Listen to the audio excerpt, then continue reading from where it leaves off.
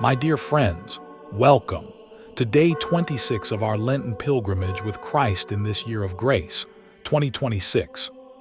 Today, the Church invites us to pause and to take a breath and to rejoice. For this is Laetare Sunday, the fourth Sunday of Lent, named after the first word of the entrance antiphon for Mass, Laetare Jerusalem, which is Latin for Rejoice, O Jerusalem. Today, we celebrate a moment of rejoicing at the heart of Lent. We rejoice not because our Lenten journey is easy, but because the saving grace of God is near. It is a gentle reminder that the light of Christ is drawing near, and He is coming to heal us and to restore our sight. Our theme this day is beautiful, and it is profound. It's titled, The Light That Restores Sight.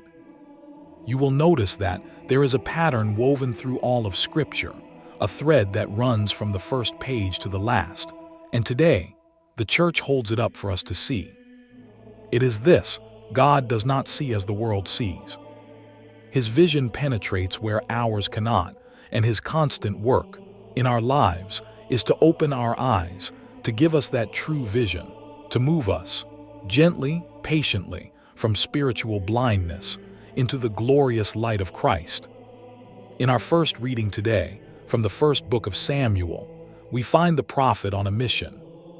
He has been sent to the house of Jesse to anoint the next king of Israel. And as Jesse presents his sons, one by one, Samuel looks upon the eldest, Eliab, and he thinks, surely this is the one. He looks the part. He is impressive. He is kingly.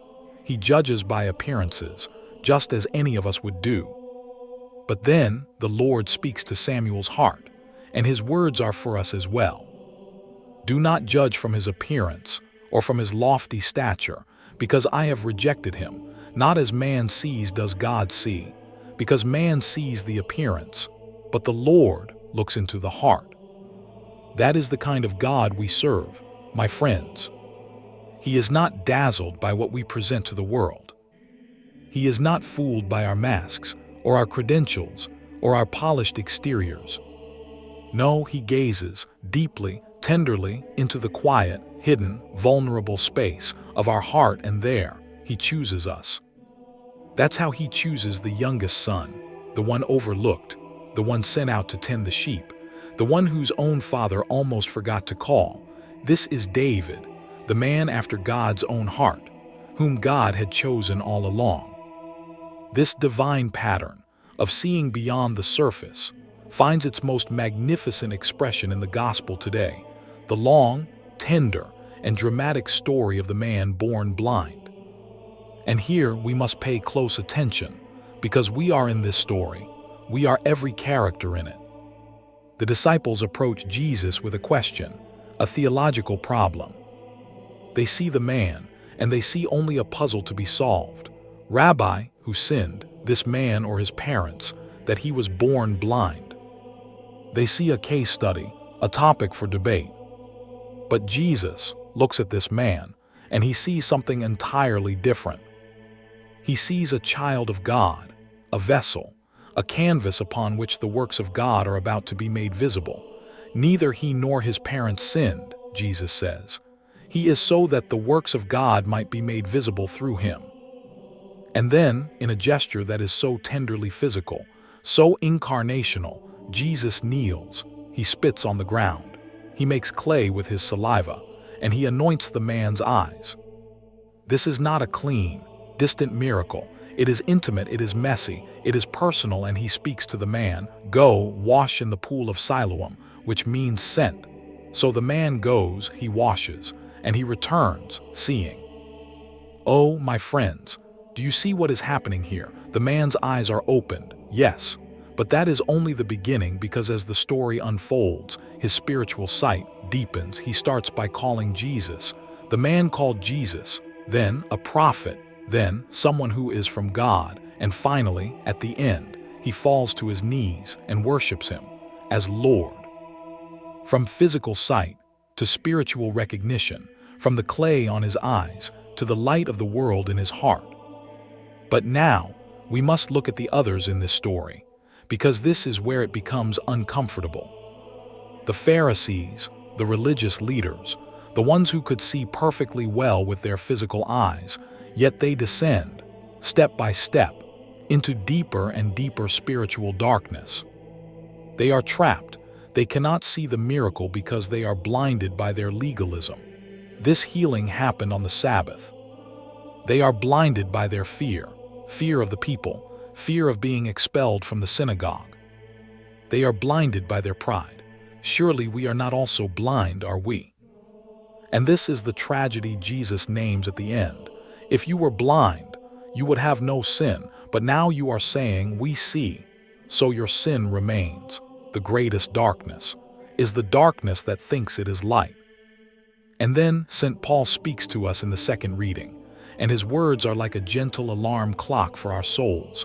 You were once darkness, but now you are light in the Lord. Live as children of light.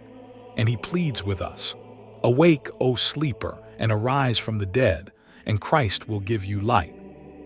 My friends, this is why we rejoice today.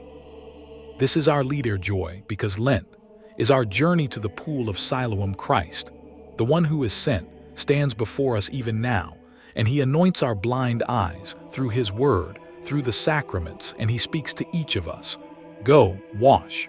Wash in the waters of repentance. Wash in the waters of faith. Wash in the waters of humble surrender. Our fasting, our prayer, our almsgiving, these are not mere duties. They are medicine for our blindness. They cure us of judging by appearances, of hiding in comfortable sin, of the pride that whispers, I see, I know, I am right. We are called, like David, to be chosen in our humility, to let God see past our outward performance and into the depths of who we truly are. And we are called, like the man born blind, to testify courageously, joyfully, even when it costs us, to the light we have received. And so let us pray, let us speak to the light himself from the quiet of our hearts. Lord Jesus, light of the world, you anointed the eyes of the blind man with clay, and you sent him to wash in the waters of Siloam. We thank you that in the waters of baptism you have anointed us, and you send us into the world to bear witness to the light. Today, on this Sunday of rejoicing, we rejoice in the light of your mercy. Heal our spiritual blindness, we beg you. Where we are quick to judge by appearances, give us your gaze to see the heart. Where we have grown comfortable in the darkness of old habits, bathe us in the brilliance of your grace. And where we, like the Pharisees, cling so tightly to our own certainty that we cannot see you standing before us, break our pride, shatter our defenses, and lead us gently to the humble confession of the healed man. I do believe, Lord. Make us children of the light. Give us courage to expose the works of darkness, not with self-righteousness, but with the quiet, steady radiance of lives lived in you. And fill our hearts with joy as we proclaim, not with many words, but with our very lives, the wonderful works you have done for our souls. For you live and reign with the Father, in the unity of the Holy Spirit, God, forever and ever.